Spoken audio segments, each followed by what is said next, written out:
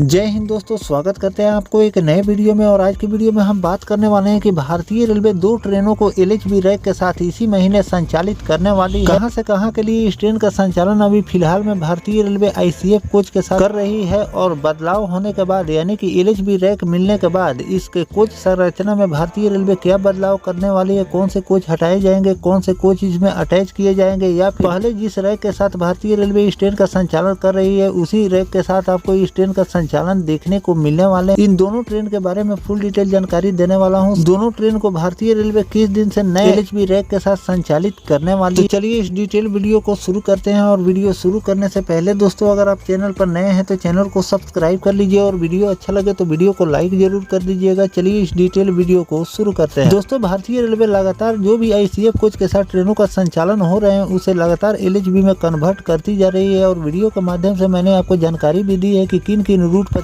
ICF coach के साथ जो चल रही थी उसे लगातार भारतीय रेलवे चेंज करती जा रही है। और बहुत कम ही अब ट्रेन बचे हुए हैं जो कि ICF कोच के साथ चल रहे हैं, उसे भी भारतीय रेलवे बहुत जल्द LHB रैक के साथ संचालित करने वाली है। क्योंकि 2 सालों के अंदर भारतीय रेलवे द्वारा लक्ष्य लेकर चला जा रहा है कि 2 सालों के अंदर किसी भी रूट पर ICF कोच के साथ ट्रेनों का संचालन देखने को नहीं मिलेंगे। और उसी पर रेलवे काम कर रही है और लगातार जो भी ICF कोच के साथ ट्रेनें चल रही है उसे LHB में लगातार कन्वर्ट करती जा रही है। तो इसी में एक रिपोर्ट निकलकर सामने आया है। चलिए जानते हैं कि किन 2 ट्रेन को भारतीय रेलवे और इसी महीने के किस तारीख से LHB रैक के साथ संचालित करने वाली। दोस्तों, गोरखपुर और आसनसोल एक्सप्रेस में भी अब झटके नहीं लगेंगे क्योंकि सीट आरामदायक होगी और टॉयलेट भी साफ सुथरा आपको देखने को मिलेंगे। आवागमन करने वाले यात्रियों को सफर और भी ज्यादा आरामदायक होने वाले हैं। क्योंकि पूर्वोत्तर रेलवे के मुख्य जनसंपर्क अधिकारी के अनुसार यात्रियों की सुविधा को ध्यान में रखते हुए 1:35:07 और 1:35:08 आसनसोल गोरखपुर आसनसोल एक्सप्रेस, 1:35:09 और 1:35:10 आसनसोल गोंडा आसनसोल एक्सप्रेस का संचालन ICF रैक की जगह अब आधुनिक लिंक हॉफमैन बुश यानी कि LHB रैक के साथ भारतीय रेलवे शुरू करने जा रही है। LHB कोच ICF कोच की तुलना में सुरक्षित, आरामदायक और आधुनिक यात्रा का अनुभव देती है। क्योंकि इसमें आपको stainless steel body, disc brake, hydraulic suspension, bio toilet और चार्जिंग पॉइंट जैसी सारी सुविधा भारतीय रेलवे द्वारा दी जाती है। साथ में इसमें रख रखाव की लागत भी कम होती है और सुरक्षा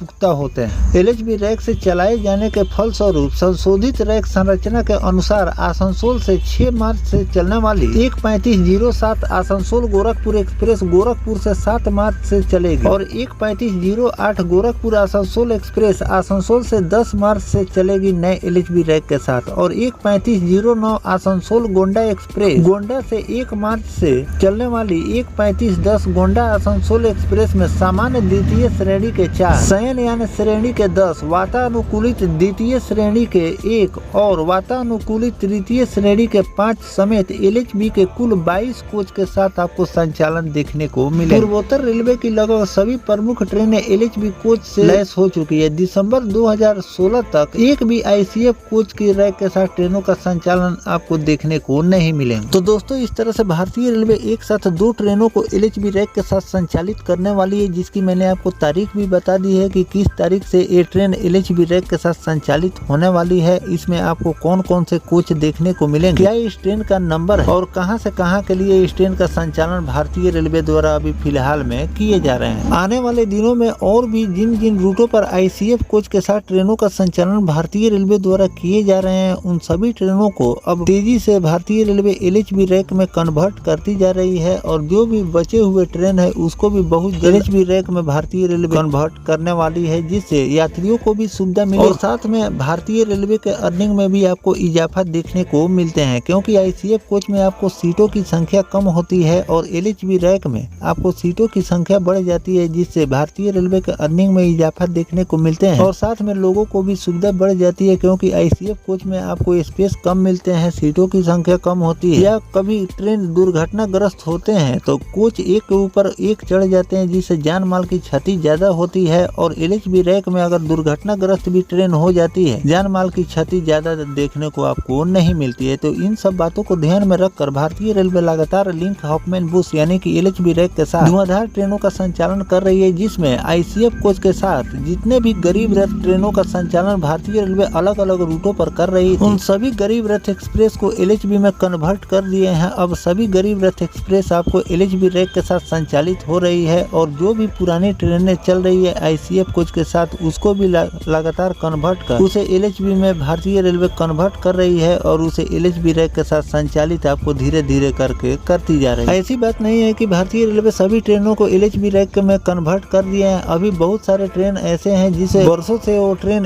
ICF कोच के साथ चल रही है, अभी तक उस ट्रेन को LHB रैक नहीं मिली है। लेकिन जिस तरह भारतीय रेलवे प्रोडक्शन कर रही है LHB रैक का, उस तरह से चेंजिंग आपको अलग अलग ट्रेनों में देखने को मिल रहे हैं। तो इस तरह से इन 2 ट्रेनों को भारतीय रेलवे मार्च महीने में LHB रैक के साथ संचालित करने वाली है और लोगों को काफी ज्यादा सुविधा इस बदलाव से मिलने वाली है। तो दोस्तों, जो भारतीय रेलवे इन 2 ट्रेनों LHB रैक के साथ संचालित करने वाली है इसी महीने, इस पर आपकी क्या राय है कमेंट सेक्शन में जरूर लिखिएगा। साथ में और किन किन ट्रेनों को LHB रैक के साथ संचालित करनी चाहिए जिससे लोगों को सुविधा मिले, ये भी कमेंट करके जरूर लिखिएगा। मिलते हैं किसी नेक्स्ट टॉपिक कोई नई जानकारी के साथ, तब तक अपने भाई को दीजिए इजाजत। जय हिंद, जय भारत, वंदे मातरम।